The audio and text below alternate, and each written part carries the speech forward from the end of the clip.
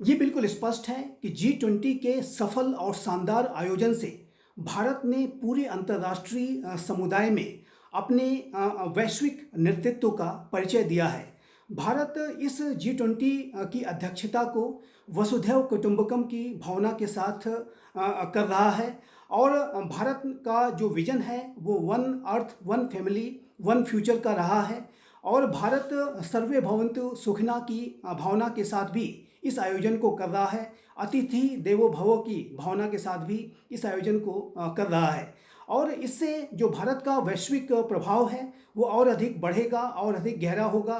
पहले से ही भारत अंतर्राष्ट्रीय मामलों में नेतृत्वकारी भूमिका निभा रहा है, चाहे वो वातावरण परिवर्तन का संकट हो, चाहे वो आतंकवाद की चुनौती हो या इंडो पैसिफिक रीजन में रूल्स बेस्ड ऑर्डर को बनाए और सशक्त बनाने के लिए किए जाने वाले प्रयास हों, चाहे वो ग्लोबल कॉमन्स को सुरक्षित रखने के लिए लिए जाने वाले स्टेप्स हों। सभी में भारत अपनी वैश्विक भूमिका को बिल्कुल सम्यक तरीके से उसका निर्वहन कर रहा है और भारत का जो वैश्विक प्रभाव है वो लगातार बढ़ रहा है। भारत के प्रधानमंत्री श्री नरेंद्र मोदी के जो वर्ड्स ऑफ विजडम हैं वो G20 की बाली समिट में भी गूंज रहे थे, जब उन्होंने यूक्रेन संकट के संदर्भ में जो राष्ट्रपति पुतिन को अपने विचार व्यक्त किए थे कि ये युद्ध का युग नहीं है। और ये जो उनके वर्ड्स ऑफ विजडम थे वो बाली डिक्लेरेशन में भी गूंज रहे थे और मेरा ऐसा विश्वास है कि जो न्यू दिल्ली का डिक्लेरेशन होगा उसमें भी प्राइम मिनिस्टर मोदी का जो विजन है, जो उनकी शांति सुरक्षा स्थिरता और संपन्नता को किए जाने वाले प्रयास हैं उसकी प्रतिध्वनि यहाँ भी सुनाई देगी। और भारत लगातार यूक्रेन संकट के संदर्भ में भी जिस तरीके के संतुलित दृष्टिकोण को भारत ने परिचय दिया है उसका भी बहुत सम्मान किया जा रहा है। और जाहिर है कि वर्तमान समय में जब विश्व में महाशक्तियों के बीच में एक वर्चस्व की परोक्ष रूप से प्रतिद्वंदिता चल रही है, यूक्रेन का युद्ध जाहिर है कि महाशक्तियों के बीच में ही परोक्ष रूप से लड़ा जा रहा है और महाशक्तियों के बीच में जो आर्म्स कंट्रोल को लेकर के जो रिजीम्स बनाई गई थी वो टूट रही हैं, हथियारों की होड़ बढ़ रही है और रणनीतिक अनिश्चितता बढ़ती जा रही है। उसकी वजह से आर्थिक अनिश्चितताएं भी बढ़ती जा रही हैं। ऐसे में जो भारत के प्रधानमंत्री श्री नरेंद्र मोदी के जो शब्द हैं, जो उनकी आवाज़ है, जो उनका विजन है, वो एक वॉइस ऑफ होप है और भारत वॉइस ऑफ होप बन करके उभरा है। Bharat voice of the voiceless बन करके भी उभरा है। भारत ने ग्लोबल साउथ के राष्ट्रों को लगातार आवाज़ देने का, उन्हें वॉइस देने का कार्य किया है और भारत अफ्रीकन यूनियन को अब G20 का सदस्य बना करके भी इस संदर्भ में ग्लोबल साउथ के राष्ट्रों के विषय को एड्रेस करने के संदर्भ में एक बहुत बड़ी जिम्मेदारी का परिचय दिया है। और जाहिर है कि भारत के इन प्रयासों की सराहना जो ग्लोबल साउथ के राष्ट्र हैं वो भूरी भूरी कर रहे हैं। जिस तरीके से पापुआ न्यू गिनी के राष्ट्रपति ने भारत के प्रधानमंत्री श्री नरेंद्र मोदी के उनके स्वागत करते समय पैर छू लिए थे, उससे ये बिल्कुल स्पष्ट था कि ग्लोबल साउथ के राष्ट्रों में भारत का कितना बड़ा प्रभाव है और भारत के प्रधानमंत्री श्री नरेंद्र मोदी के विजन को, उनके शब्दों को, उनके दृष्टिकोण को कितना अहमियत दी जाती है। तो ये बिल्कुल स्पष्ट है कि G20 के सफल आयोजन से भारत का जो बढ़ता हुआ वैश्विक प्रभाव है वो और अधिक गहरा होगा। भारत विश्व का सबसे बड़ा लोकतांत्रिक राष्ट्र है, विश्व की सबसे तेज गति से बढ़ती हुई अर्थव्यवस्था है, एक नाभिकीय शक्ति है और जाहिर है कि भारत की सॉफ्ट पावर, जो भारत का जो सिविलाइजेशनल जो कैरेक्टर है वो बहुत ही गहरा है, बहुत ही व्यापक है, ऐतिहासिक है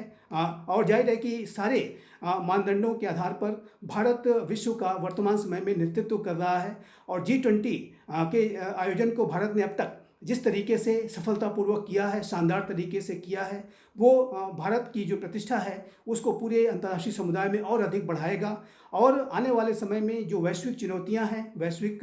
जो अनेक विषय हैं उस पर उसके समाधान के लिए और आगे के भविष्य को निर्धारित करने में भारत की एक बेहद महत्वपूर्ण भूमिका होने जा रही है। और भारत, सबसे बड़ी बात यह है कि आज का ये जो नया भारत प्राइम मिनिस्टर श्री नरेंद्र मोदी के नेतृत्व का है वो अपनी वैश्विक भूमिकाओं को भी पूरा कर रहा है। भारत जाहिर है कि अपने राष्ट्रीय हितों को तो सर्वोपरि रखता ही है, लेकिन भारत वसुधैव कुटुंबकम की भावना के साथ पूरी मानवता के कल्याण के लिए कार्य कर रहा है और अपनी जो सर्वोत्तम भूमिका भारत निभा सकता है अंतर्राष्ट्रीय विषयों को डील करने में और बहुत सारी चुनौतियों को डील करने में, वो भारत निभा रहा है। आज का नया भारत अंतर्राष्ट्रीय समुदाय के साथ पूरी तरीके से जुड़ते हुए उसका नेतृत्व कर रहा है और G20 का जो एक स्पष्ट मैसेज इससे पूरे अंतर्राष्ट्रीय समुदाय को जाता है कि जो भारत से उनकी जो अपेक्षाएं हैं वो भारत पूरा करेगा और भारत अंतर्राष्ट्रीय समुदाय में वसुधैव कुटुंबकम की भावना के साथ रहते हुए शांति, सुरक्षा, स्थिरता और संपन्नता को बढ़ाने के लिए सतत अपने प्रयास जारी रखेगा। एक ऐसे समय में कि जब भारत विश्व की तीसरी सबसे बड़ी अर्थव्यवस्था बनने की तरफ बढ़ रहा है, भारत $5 ट्रिलियन इकोनॉमी बनने की तरफ तेज गति से कदम बढ़ा रहा है, ऐसे में भारत का G20 की अध्यक्षता करना एक बेहद महत्वपूर्ण स्टेप है और इसके बाद से भारत में जो निवेश के अवसर हैं वो और अधिक बढ़ेंगे। भारत की जो इंटरनेशनल क्रेडिबिलिटी है वो और अधिक बढ़ेगी। भारत में जो सप्लाई चेन्स को स्थापित करने के लिए भारत जो अनेक कंपनीज़ को बड़ी सुविधाएं प्रोवाइड करा रहा है, जाहिर है कि भारत का जो लक्ष्य है एक मैन्युफैक्चरिंग हब के रूप में, एक बड़े मैन्युफैक्चरिंग हब के रूप में भारत को विकसित करने का है। इस दिशा में भी लाभ होगा। और वर्तमान समय में जिस तरीके से चाइना का इंटरनेशनल आइसोलेशन बढ़ रहा है, शी जिनपिंग G20 की बैठक से जिस तरीके से उन्होंने अपनी अनुपस्थिति रखी है, उससे जाहिर है कि चाइना एक इंटरनेशनल क्रेडिबिलिटी की क्राइसिस से जूझ रहा है और ऐसे में और चाइना से जो अंतर्राष्ट्रीय समुदाय का विश्वास टूटा है, चाइना जिस तरीके से अपने विस्तारवादी मंसूबों की वजह से, उपनिवेशवादी अवसरवादी मंसूबों की वजह से वो एक्सपोज हुआ है, ऐसे में जो वर्ल्ड की जो सप्लाई चेन्स हैं वो चाइना से विड्रा हो रही हैं और वो अब जाहिर है कि भारत की बढ़ती हुई क्रेडिबिलिटी और साख की वजह से, भारत में बढ़ते हुए सुविधाओं की वजह से वो भारत में अपने निवेश को और अधिक बढ़ाएंगी और भारत जो कि अंतर्राष्ट्रीय समुदाय में एक लीडर के तौर पर G20 की इस अध्यक्षता के बाद इमर्ज हो रहा है और भारत की जिस तरीके से प्रतिष्ठा बढ़ रही है, चाहे वो स्ट्रेटजिक इन्फ्लुएंस हो, चाहे वो इकोनॉमिक इन्फ्लुएंस हो, उससे भारत की इकोनॉमी को बहुत बड़ा लाभ होने जा रहा है। भारत की अर्थव्यवस्था इससे गहरे तरीके से लाभान्वित होगी और भारत में अनेक जो निवेश के जो अवसर हैं वो जाहिर है कि बनेंगे और अंतर्राष्ट्रीय जो निवेश है भारत में वो और अधिक बढ़ेगा और अधिक गहरा होगा और आने वाले समय में जो भारत विश्व की एक बड़ी आर्थिक महाशक्ति के रूप में जो कि पहले से ही स्थापित है, उसमें और ऊंचा से ऊंचा स्थान हासिल करेगा। आने वाले समय में, आने वाले वर्षों में भारत विश्व की तीसरी सबसे बड़ी अर्थव्यवस्था बनकर के उभरेगा, ये स्पष्ट रूप से दिखाई देता है।